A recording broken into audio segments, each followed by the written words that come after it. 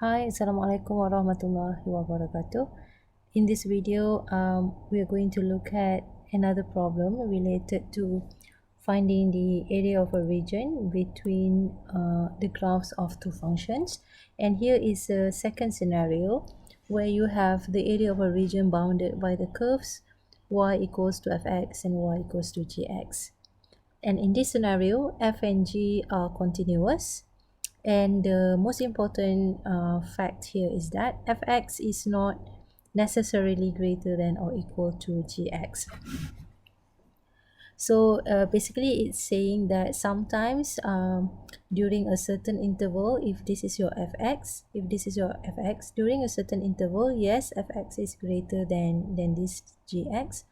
But at a certain interval, you can see that here fx is now less than gx.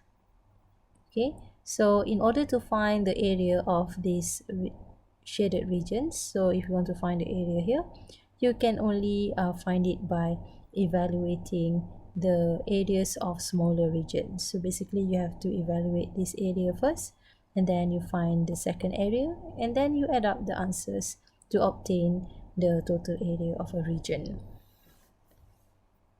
Okay, so we are going to apply what you have seen in this purple box here, the statement given in this purple box. We're going to apply this, and we're going to answer the question given in example 6.9. So it is basically asking you to find the green shaded area as demonstrated in this figure.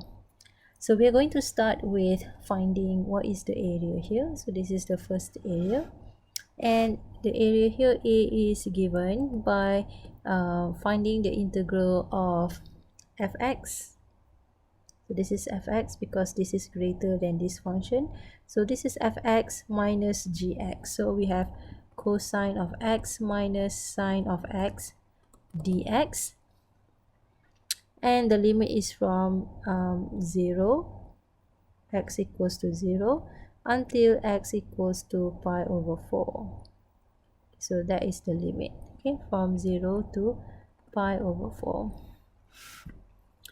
And if you evaluate this integral, it will be equal to, this will be sine of x plus cosine of x. Okay, negative sine x, if you the antiderivative of negative sine of x is cosine of x.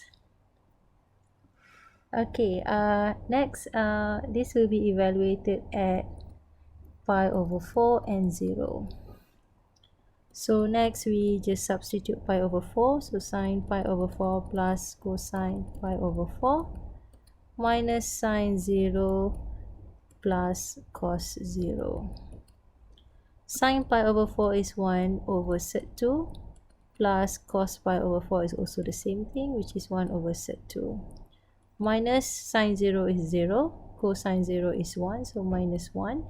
And that can be simplified as this one can be added up, so that becomes 2 over sec 2 minus 1. So that is the answer for the first area, area A. Next, we will be looking at the second area, which is area B here, where your fx is going to be this one. Okay, because this is greater than this function here. So fx is going to be sine of x. So for area B, B is equal to finding the integral of sine x minus cosine of x.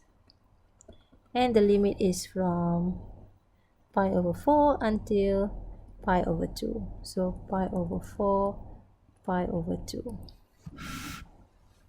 Okay, so the result here will be this one is equal to negative cosine of x minus sine of x, evaluated at pi over 2 and pi over 4.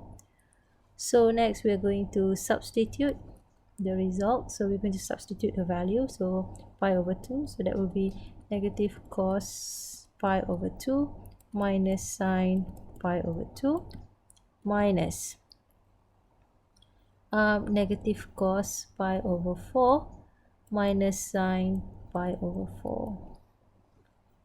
So cos pi over 2 is going to be 0. This one is going to be 1, so minus 1. Minus cos pi over 4 is the same thing, 1 over sec2, so this is negative 1 over sec2. Minus sine pi over 4 is also 1 over sec2. And this becomes negative 1. This and this can be added up, so it becomes negative 2 over sec2. Negative and negative will be positive, so positive 2 over sec2. So that is the answer for area B. And what we are looking for is we are looking to find the green shaded area. So the shaded area is equal to this one plus this one. So you can see that 2 over sec2 plus 2 over sec2, that will be equal to 4 over sec2. Negative 1 plus negative 1, it's going to be equal to negative 2. And it is also possible if you want to express, or if you want to eliminate the square root on the denominator part here.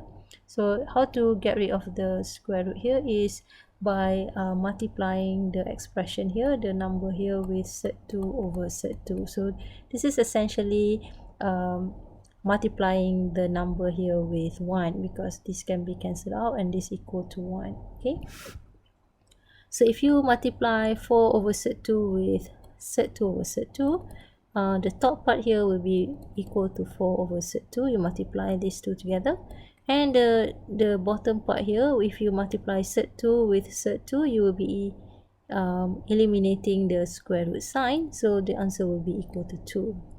And that can be cancelled out, so you can simplify that to become 2 over sec2. So here the answer can be expressed as 2 over sec2 minus 2. Okay, right, I think that's all for now. Thank you very much for watching, and I'll see you in the next video.